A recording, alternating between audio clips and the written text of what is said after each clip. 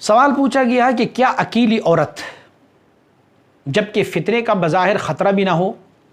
اور public transport کی بس میں کافی تعداد میں مرد اور عورتیں عام طور پر سفر کرتے ہوں، بڑی کمپنیوں کے بس میں سیکورٹی کے حساب سے بھی کافی محفوظ ہوتی ہے، جیسے ہمارے جو بڑی کمپنیاں ہیں جیسے ڈائیوو اور بلال ڈائیوو وغیرہ وغیرہ،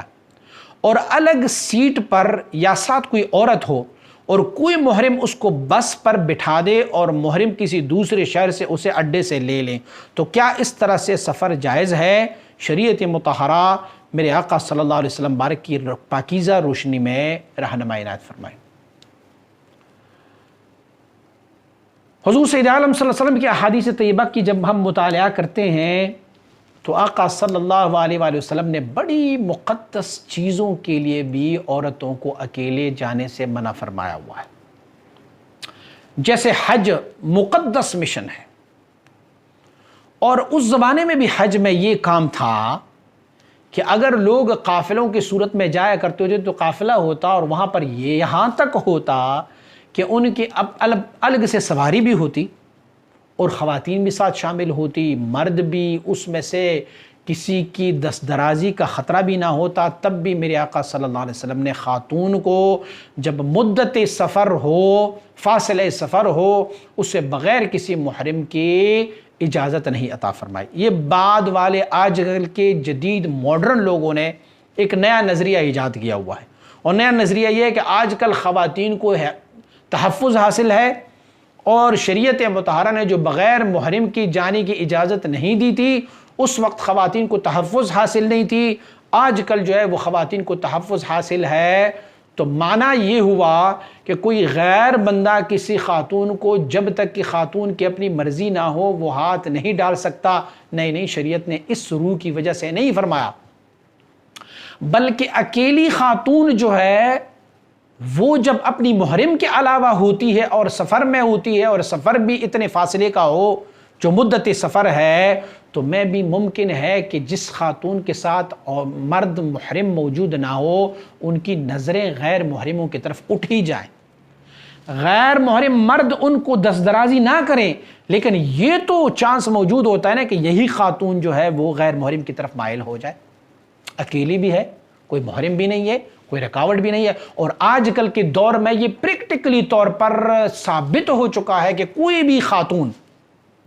جب وہ اکیلی سفر کرتی ہے اور اس کے ساتھ کوئی محرم نہیں ہوتا، بھلے بڑی عمر کی ہی کیوں نہ ہو، انہوں نے رستے میں دوسرے مسافروں جو غیر محرم ہے ان کے ساتھ بات چیت، ان کے ساتھ کھلم کھلا کھلا ڈلا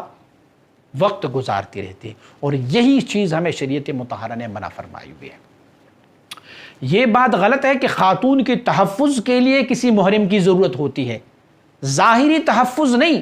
بلکہ خاتون کے اس تحفظ کے لیے محرم کی ضرورت ہوتی ہے کہ اگر خاتون کے ساتھ محرم نہیں ہے تو وہ پھر اٹریکشن دیتی ہے دوسرے مردوں کی طرف، دوسرے مرد بھلے ان سے ڈرتے ہو، دوسرے لوگوں سے ڈرتے ہو، تو وہ محرم اگر محرم ساتھ ہو تو پھر وہ خاتون کبھی اس طرح کی غلطی کی طرف وہ دھیان اور توجہ نہیں رکھتی۔ ایک یہ تو ظاہری توجہ ہے،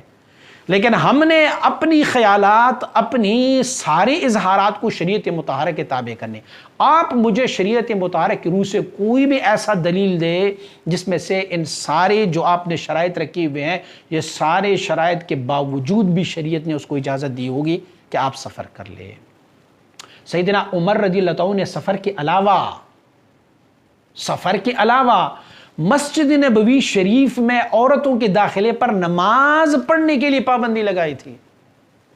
اور سیدہ عائشہ رضی اللہ عنہا فرماتی ہے کہ اگر ہمارے اس دور میں آقا ظاہری حیات پر حیات ہوتے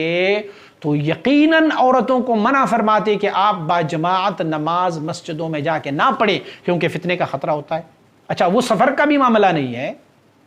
سفر کا بھی معاملہ نہیں ہے، وہ تو مدینہ منورہ کے حوالی سے لے کے مسجد نبوی تک آنے اور مقدس مشن کے لیے آ رہی ہے، نماز کے لیے آ رہی ہے، تب بھی سیدنا عمر رضی اللہ عنہ سے منع فرماتے ہیں کہ اس میں سے فتنے کا خطرہ ہے۔ تو اسی لیے ہم شریعت مطہرہ کے تابع ہیں، اور ہماری شریعت مطہرہ ہمیں جس مسئلے کے بارے میں بتائیں گے ہم اسی کو، ماڈرن مولویوں اور علماؤں کی فتوے ہم نہیں مانتے جب تک کہ ہمیں شریعت مطہرہ دے۔ آپ کوئی ایسا شریعت مطہرہ کی روح سے فقہا، مجتہدین، ائمہ دین کے